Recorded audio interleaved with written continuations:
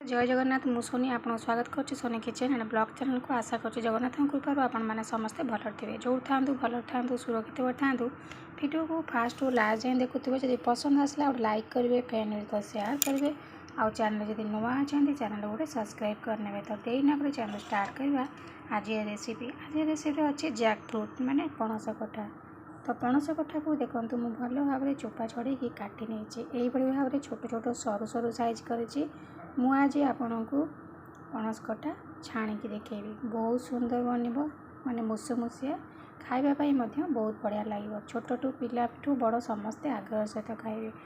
तो यही भाव थे पणस कठा छाणिकी देखूँ बहुत टेस्ट लगे। तो चलतु डेरी न करी आरंभ करदे। तो देखो प्रथम ये आम पकई नवा पणस कठारे टर्मेरिक पाउडर ने हलदी गुंड तापर पकई नवा चिली पाउडर आपन जेतिक राग खाइबे से अनुसार राग देखिए पकई नेबे ना अधिक राग हेले घर जब छोट पिला खाऊे तो से माने खाई पारिबेनी। तो तापर देखंतु नेक्स्ट जिनस नहीं जावा मीट मसला ये मु 2 चम्मच नहीं गली मीट मसला। तो ये पकई नवा आमे स्वाद अनुसार लुण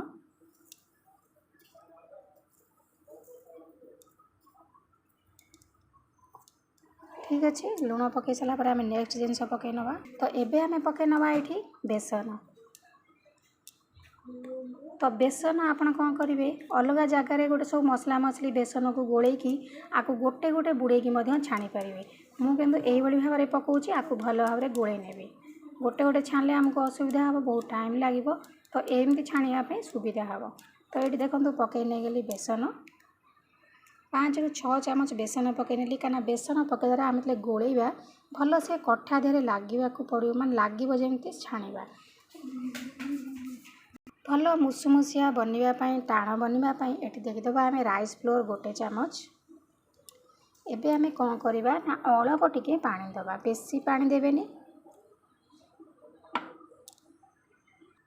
एबे देखो ताकू आमे गोड़े नवा गोड़ेला बेले देखा हाथ में आमे जो गोलाउछंती हमर हाथ को भल से माने बाइंडिंगटा भल से होईची कि नहीं पणस कठारे भल कि लगुच कि नहीं जमी छाणी हे तो से भाव में देखी नवा गोड़े नवा।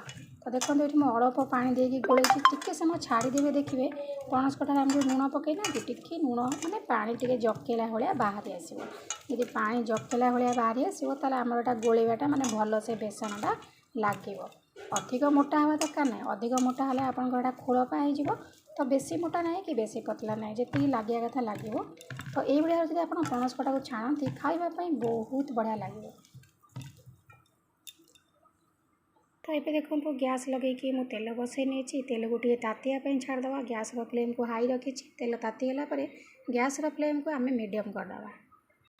तो तेल तातिला कि ना केमी जाना आम प्रथम गोटे पकई ना गोटे पकईले आप देखो केमती बबल आसूँ जानीगले आपंकर तेल तातीगला। तो गैस फ्लेम को आम लो करदे। तो ये आउ 2टा मुझे पकई नौ आप गोटे थर छाणी ने देखिए आपंकर लुण राग ठीक ठाक हो कि नहीं ना आउ थे पकई ने।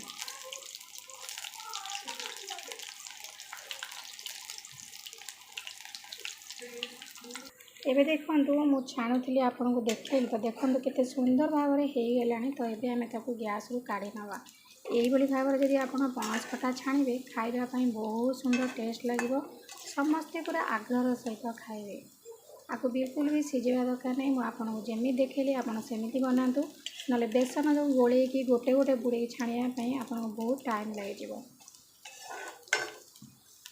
एमती बनइबे बहुत मुसमुसिया बनब थे ट्राए करूँ जापर। तो आशा करछि आज वीडियो आपको पसंद आसो यदि पसंद आसता गोटे लाइक करेंगे फैमिली सहित शेयर करेंगे आउ चैनल जब नुआ अच्छा चैनल गोटे सब्सक्राइब करने।